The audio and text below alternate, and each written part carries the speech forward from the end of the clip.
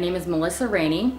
I own and operate Eternally Loved, which is a celebration of life memorial planning company in San Diego County. I'm an event planner for specializing in memorials, like celebrations of life. In Southern California, a lot of people are cremated. There's a lot of progressive people that want to have a more uplifting, more celebratory kind of affair when someone passes, especially a family member or a loved one. So what they do is they contact me. I get every little detail that I could possibly get about their loved one and what they want in their event. Ultimately, I'm taking out the busy work for them, which is good because if they're obviously grieving, and usually it's a large scale event of 100 plus people, which a lot of people don't have experience with planning that quick of an event of that scale. You're grieving, you're still working, and then you have to think of all these little details, which is kind of like planning a wedding, such a time-consuming activity in such a short amount of time. You kind of stifle your grieving process. So what I love to do is come in and be that facilitator of that so that they can actually have a great celebration of life and be present in the moment of that day. You know, we sit down, talk about how we want, if they want florists, if they want an officiant, if they want a release, like a dove release or a butterfly or a balloon, audio visual for the slideshow.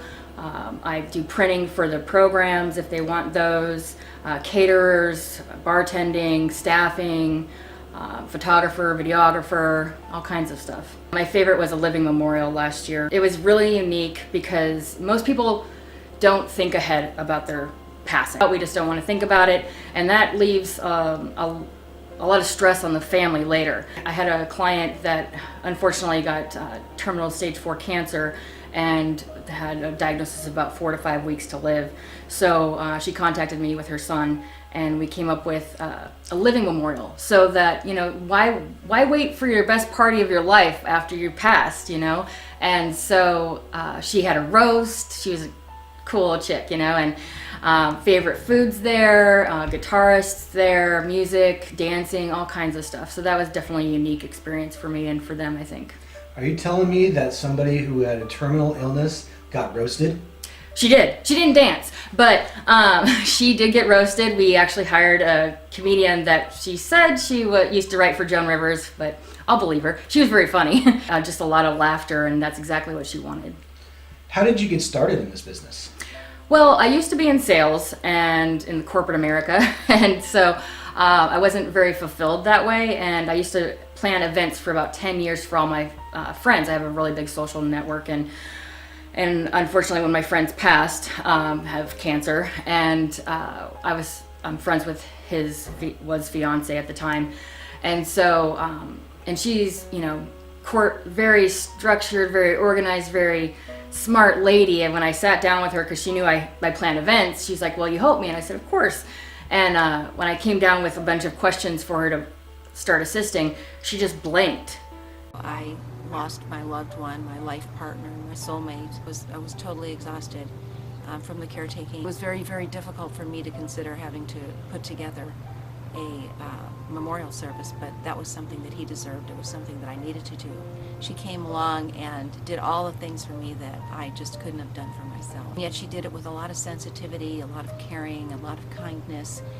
She didn't push me to do anything I didn't want to do, and she always asked permission to do certain things. I'm just so grateful. I am so grateful that she was there to do it for me. She was so creative. She thought of all these ideas about things that I wouldn't have thought of. The whole process exceeded my expectations and made it all a memorable occasion. And I'd never seen that from her before, because this is not the lady that would ever do that. She just was on top of everything. And of course, it's the grief. And it's overwhelming to plan. And eventually, we actually had about a little over 300 people at that memorial. So can you imagine 3 weeks time, 300 people, food, beverages, venue, all kinds of stuff.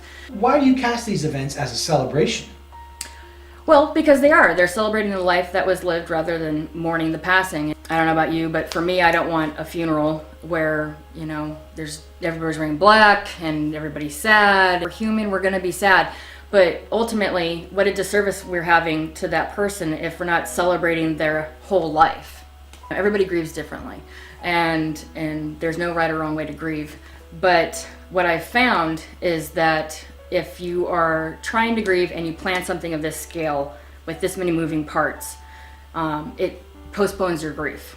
If you're planning the event and you're at the event and you're trying to see, like, did the bartender show up? Are the flowers right? Are they here on time? You're not present the day of. So that seems like a disservice to people, because obviously you want to be present, you want to be there, you want to feel the love and compassion and support from other people too, not running around thinking all these details. I work with different vendors of all different types of different territories, and I know how to negotiate a contract probably a little bit better than other people that are in grief and they're just like, here's my money because I just need to not think about this anymore. So I can get the best prices. I'm a person that cares. I am empathetic and sympathetic because I've had this situation before, and all I want to do is just help somebody to celebrate the life of their loved one.